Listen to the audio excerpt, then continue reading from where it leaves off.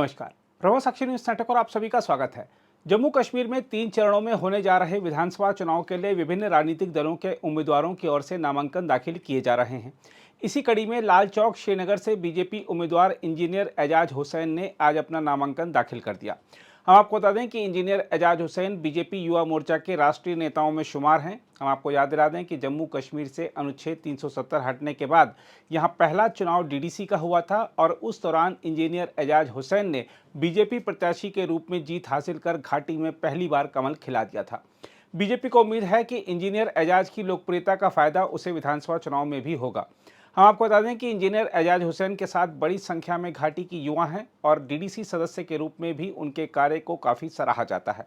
लोगों की मदद के लिए उनका हमेशा उपलब्ध रहना उनकी लोकप्रियता का सबसे बड़ा कारण है। इसके अलावा लाल चौक से बीजेपी का उम्मीदवार इसलिए भी मायने रखता है कि यह वही इलाका है जहां एक समय आतंक और अलगाववादियों का राज था, लेकिन लाल चौक पर आज शान से आसमान को छूता तिरंगा लहरा रहा है और वहां अब पर्यटकों का जमावड़ा बिना किसी खौफ के लगता है।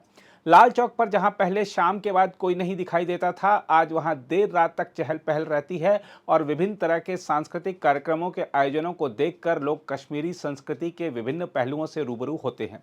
हम आपको याद दिला दें कि नरेंद्र मोदी ने बीजेपी नेता के रूप में जब तिरंगा यात्रा का लाल चौक तक नेतृत्व किया था, तब वहां तिरंगा फहराने का मतलब जान से खेलना था।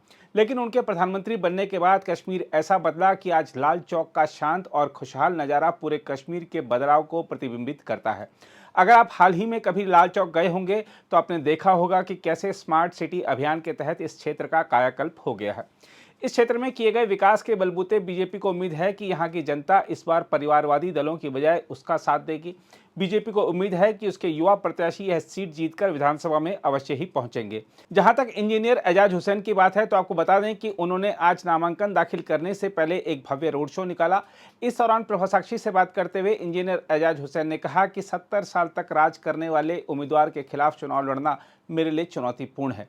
उन्होंने कहा कि घाटी के युवा और अन्य लोग बीजेपी का समर्थन कर रहे हैं क्योंकि उन्होंने बीजेपी के जरिए ही विकास देखा है। देखिए, चैलेंज तो है। 70 साल जिन्होंने सरकारें चलाई यहाँ पे, जिनकी एडमिनिस्ट्रेशन रही, उनके साथ लड़ना कोई छोटी बात नहीं है।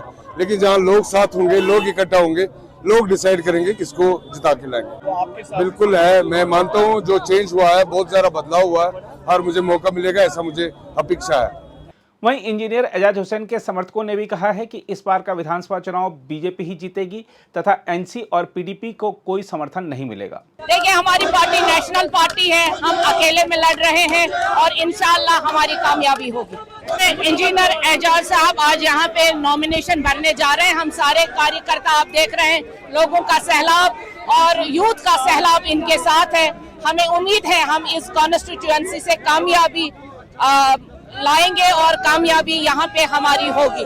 जी, सबसे पहले मैं एक चीज़ कहना चाहता हूँ, बीजेपी, ये पीडीपी और एनसी में हमें यही डिफरेंस लगता है कि हमारे बीजेपी में एक प्यार है, मोहब्बत है और गरीबों का मसीहा है बीजेपी, क्योंकि लोग उसे चाहते हैं, जवान खासकर यूथ उसे चाहते हैं।